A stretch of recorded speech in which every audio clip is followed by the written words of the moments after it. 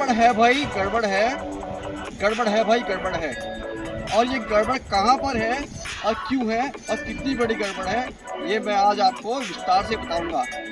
मैं आपको दिखा दूं, इस वक्त हम मौजूद हैं विकास नगर नाव घाट के भीमावाला पुल पर, जो अभी नवनिर्मित हुआ है। इस पुल पर हम क्यों मौजूद हैं और किस कारण से आज हमें इस पुल पर आना पड़ा, मैं आपको पूरी जानकारी दूंगा।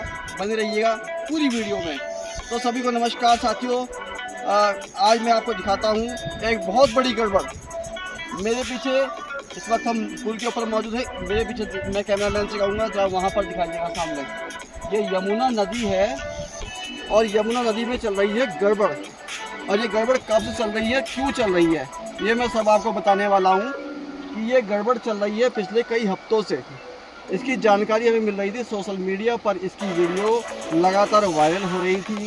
तो आज इससे पहले भी हमारे द्वारा परसों इसकी वीडियो लगाई गई थी, लाइव लगाई गई थी वीडियो, लेकिन आज हम आपको इस पुल के ऊपर इसीलिए लेकर आए हैं कि हम आपको दिखाएंगे कि उत्तराखंड की सीमा कहाँ पर है और हिमाचल की सीमा कहाँ पर है। और ये यमुना नदी है और सामने देख लेंगे वो ट्रैक्टर वहाँ पर खड़े हुए हैं, वो ट्रैक्टर वहाँ पर खड़े हुए हैं। कैमरामैन जरा जूम करके दिखाइएगा, वहाँ सामने वो ट्रैक्टर जो सामने खड़े हुए हैं, उससे पहले आपको कुछ गड्ढे दिखाई दे रहे होंगे। यहाँ पर यमुना नदी के अंदर जो गड्ढे दिखाई दे रहे हैं आपको, ये गड्ढे आखिर किसने किए, बड़ा सवाल है। ये गड्ढे आखिर किसने किए? जो परसों मैंने लाइव वीडियो लगाई थी उसमें दिखाया था कि गड्ढे करने वाला कौन है। तो मैं आपको जानकारी देता हूँ कि हिमाचल प्रदेश, सामने हिमाचल प्रदेश पड़ता है, हम उत्तराखंड की सीमा में इस वक्त खड़े हुए हैं। सामने हिमाचल प्रदेश के अंदर कुछ क्रेशर लगे हुए हैं यमुना नदी के अंदर। उन क्रेशर पर जो खनन करने वाले खनन माफिया हैं, वो अपनी जेसीबी मशीनें, अपने ट्रैक्टर लेकर यमुना नदी के अंदर, देखिए आप कितने बड़े बड़े गड्ढे करके, और डबल टायरा की जो ट्रॉली है उसको ओवरलोड 5 से 6 टन तक का भार वो ट्रॉली यहाँ से लेकर उस क्रेशर तक खनन, अवैध खनन करके उस क्रेशर में इस माल को डंपिंग कर रही थी। अब आप ये सोच रहे होंगे मैं इसको अवैध कैसे बोल सकता हूँ। अवैध इसलिए बोल सकता हूँ, अवैध ये जब तक अवैध है ये कि यदि ये क्षेत्र उनके सरकार के द्वारा, हिमाचल प्रदेश की जो सरकार है उनके द्वारा इस नदी में ये क्षेत्र उनको आवंटित करके दिया है, ये पट्टा करके दिया है, तो आखिर इसका सीमांकन कहाँ है? ये सीमांकन, इस पट्टे का सीमांकन कहाँ है कि वो अपने सीमांकन में इस खनन को करेंगे। सबसे बड़ा सवाल ये हमारे उत्तराखंड प्रदेश का जो जिला खानाधिकारी है उनके ऊपर बड़ा सवाल खड़ा होता है कि आखिर उनको यहाँ पर आकर देखना चाहिए कि हमारे उत्तराखंड की सीमा में आकर हिमाचल प्रदेश के खनन माफिया किस प्रकार से यहाँ पर खनन कर रहे हैं।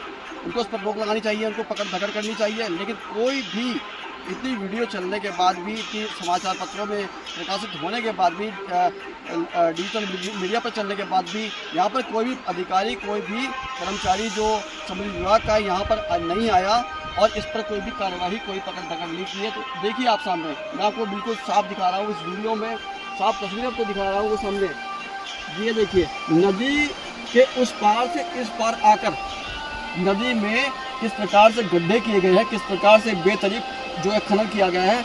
और जेसीबी मशीन लगाकर यहाँ से 1.5 से 2 मीटर तक गहरे गड्ढे इसमें नदी में किए गए हैं।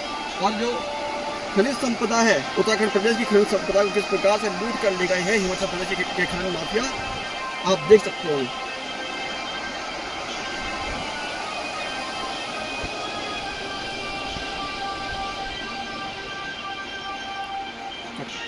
ये देखिए, मैं आपको बिल्कुल सामने दिखा रहा हूँ। सामने आप देख रहे होंगे, ये यहाँ पर ट्रैक्टर हैं और जेसीबी मशीनें हैं। लगातार आज ही नहीं, ये पिछले लगभग कई सप्ताह से इनका यही काम है। ये जेसीबी मशीन लेकर आते हैं और ट्रैक्टर लेकर आते हैं और लगातार यहाँ से देखिए आप, मैं दिखा रहा हूँ आपको, सामने आपको गड्ढे दिखाई दे रहे होंगे नदी के अंदर।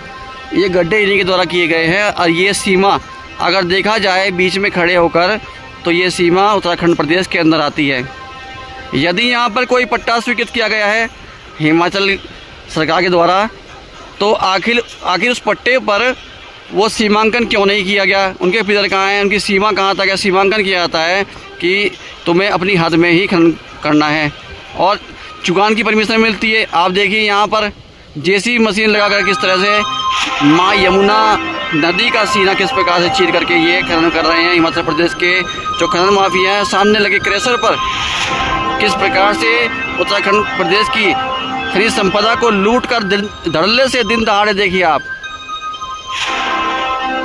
उत्तराखंड प्रदेश की खनिज संपदा को लूट करके उत्तराखंड प्रदेश के खनन माफिया किस प्रकार से ले जा रहे हैं। और संबंधित विभाग जो है सोया हुआ है। लगातार खबरें प्रकाशित होने के बाद भी देखिए आप, किसी के कान पर आज तक जू नहीं रहेंगी।